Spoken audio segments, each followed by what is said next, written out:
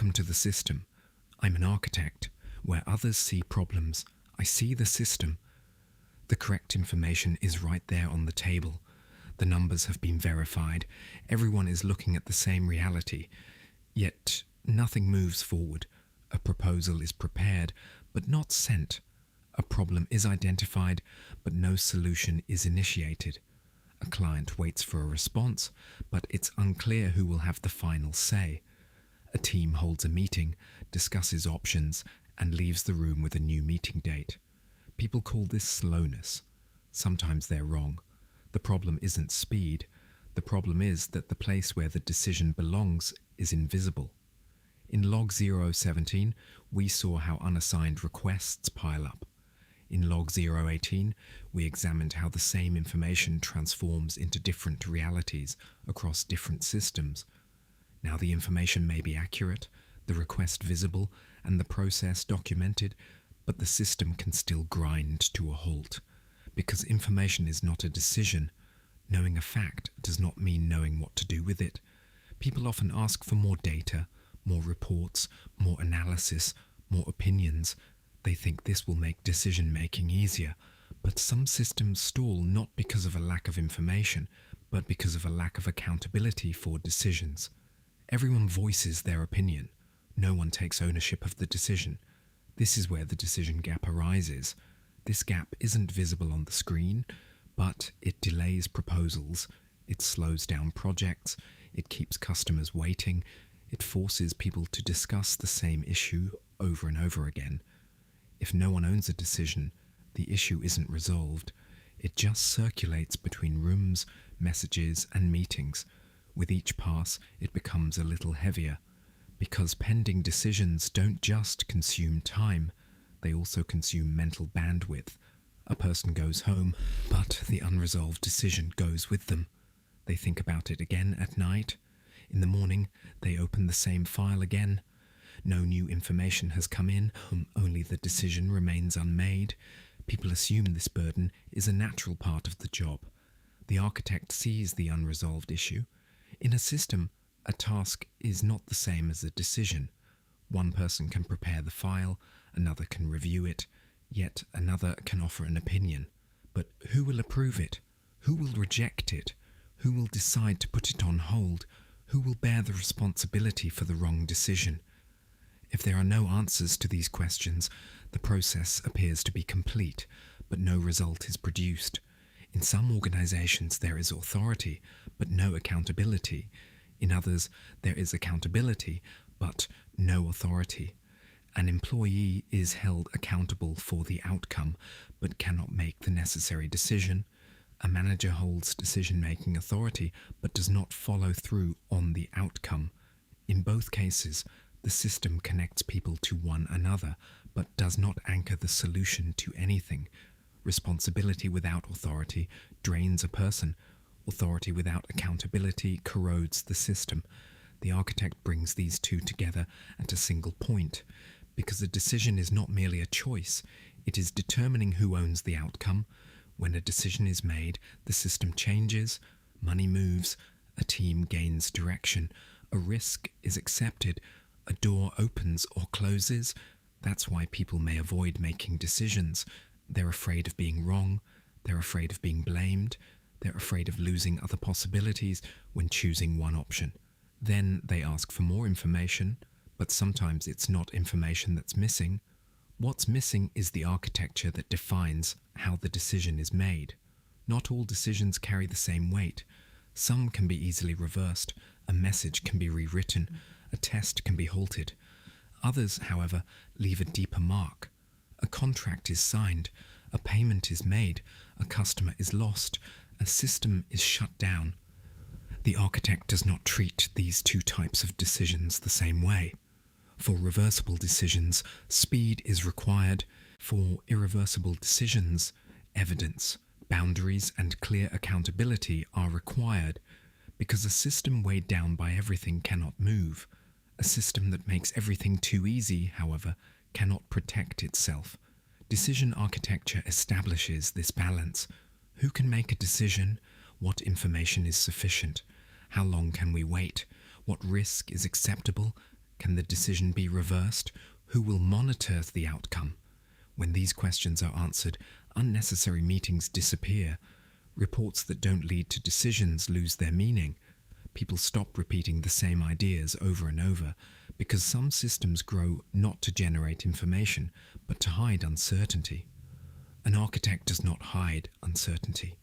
He sets a boundary for it, an owner, a time frame, a decision point, and he determines in advance what will happen if a decision is not made, because not answering is also a decision. So does waiting, so does remaining silent. But unnamed decisions do not take ownership of their consequences. This is how the decision vacuum grows. Everyone does something. No one sets the direction, and while the system appears to be functioning, it is actually just waiting. Making a decision isn't just about choosing one of two options. It's about determining which direction a system will flow. That's why some decisions seem small, yet they cast long shadows.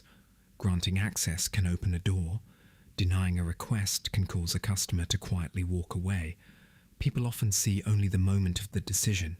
An architect, however, sees the paths the decision will touch. That is why a good decision-making system first defines the boundaries.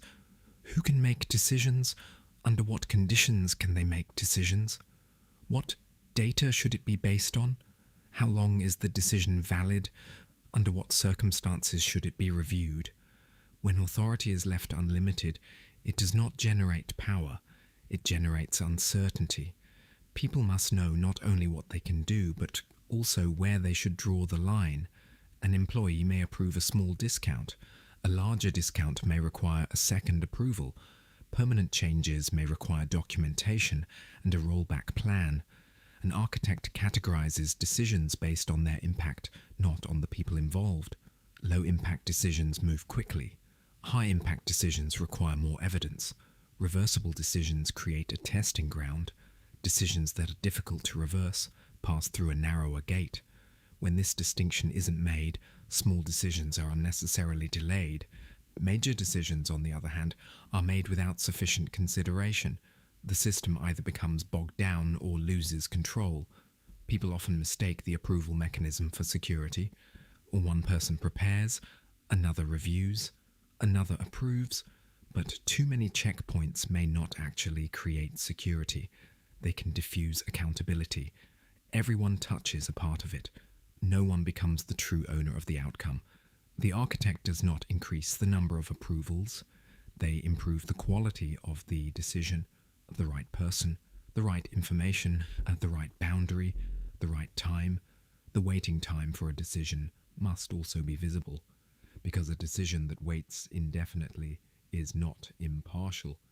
It allows opportunities to pass, costs to escalate, and problems to deepen. When a decision isn't made, the system chooses to maintain the status quo. This choice often goes unrecorded, but the consequences are real. A proposal waits, the customer goes elsewhere. Approval for a malfunction is delayed. A minor issue turns into a major outage. That is why the architect designs not only the moment of decision, but also the decision's deadline. What will happen if a decision is not made within a certain time frame? Will the request be forwarded to another decision maker? Will a temporary default be applied? Will the system issue a warning? Will operations shut down safely? If these answers aren't determined in advance, silence takes over the system. There must also be a limit to the information required for a decision. 100% certainty barely exists. Not all possibilities can be known. Not all risks can be eliminated.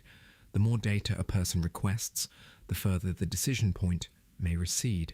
The architect does not seek perfect information, he seeks sufficient information, but the word sufficient is not a guess, it is a predefined measure.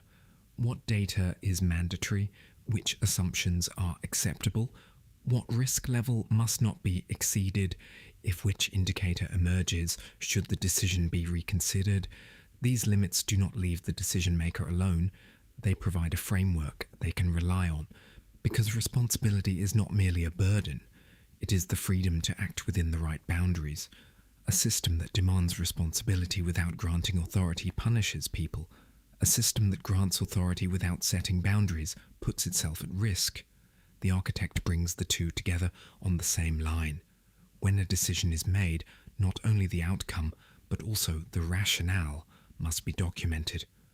What information was considered, what risks were accepted, who made the decision, when will it be reassessed? This record is not kept to blame anyone.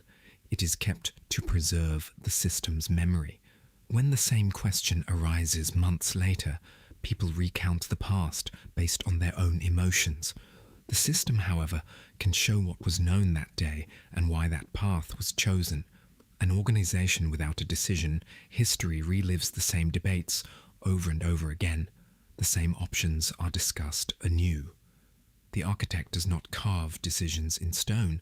They document them in a way that leaves a trace, because conditions, information, and risks can change, but changes should not be made as if the previous decision had never been made. The rationale for the old decision is preserved.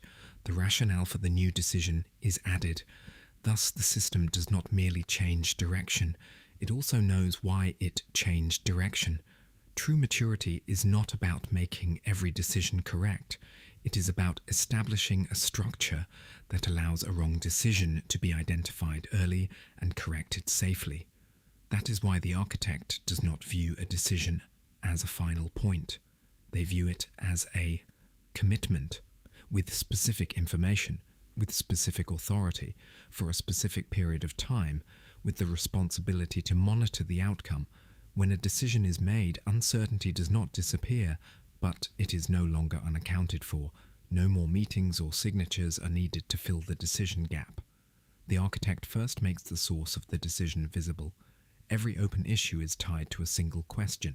Who will make the call on this matter? What information should reach that person? How long do they have to respond?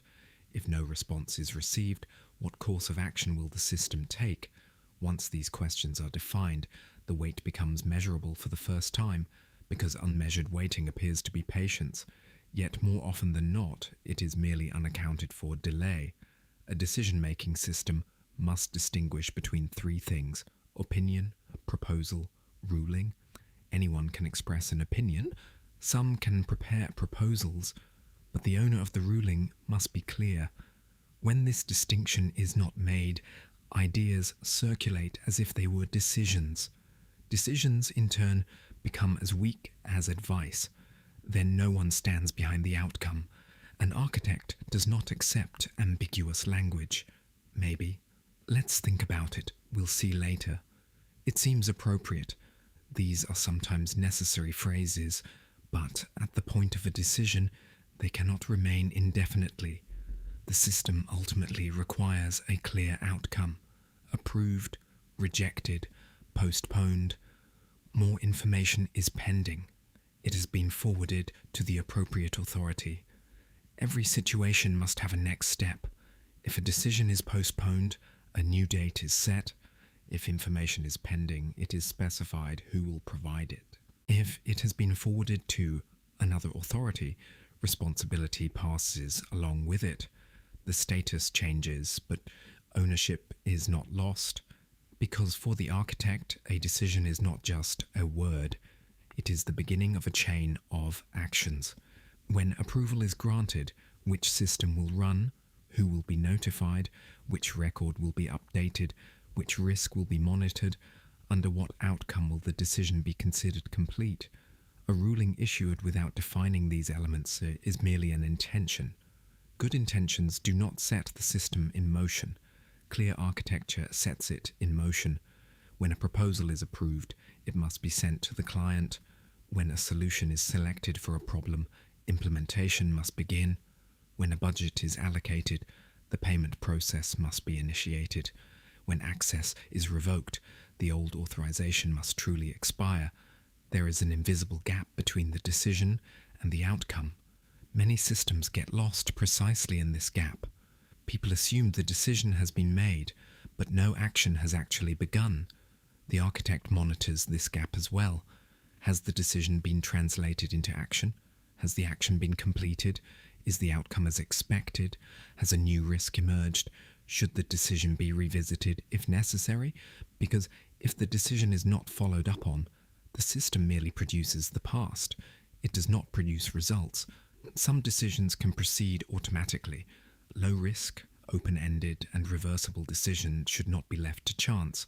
Some require human approval, some require two distinct perspectives. Others can only be made once specific evidence has emerged. An architect doesn't put the same lock on every door. They design a transition appropriate to the weight of each decision. This approach doesn't slow people down, it frees them from unnecessary hesitation, because when people know what options they have, they think faster. When they know where to stop, they move with greater confidence. Knowing the way back when they make a wrong decision reduces the impact of fear. The purpose of decision architecture is not to create flawless managers. It is to establish a system where fallible people can produce reliable results. You don't have to redesign all your decision-making processes today. First, choose a single issue that's been pending for days. Then write down these questions. Who is responsible for the decision? What information is truly necessary for the decision? What is the deadline? What will happen if no decision is made? What action will begin once the decision is made? Who will monitor the outcome? When you answer these questions, the issue becomes smaller, because uncertainty often seems bigger than the problem itself.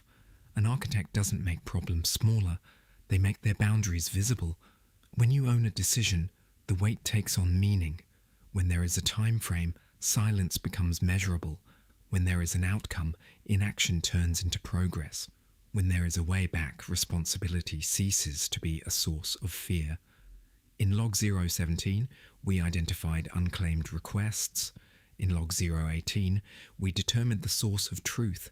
In log 019, we defined in whose hands this truth would become a decision. Now the system doesn't just know. It can also choose a direction, but the architect's work doesn't end here.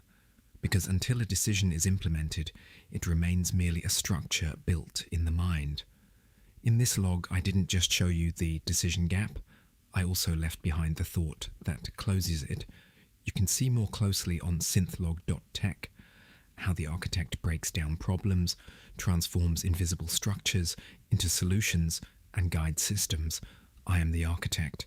We'll meet again in the next recording. When that day comes, you'll understand why these recordings exist. System status: active protocol Sumo 99 complete. Next protocol 20 status active.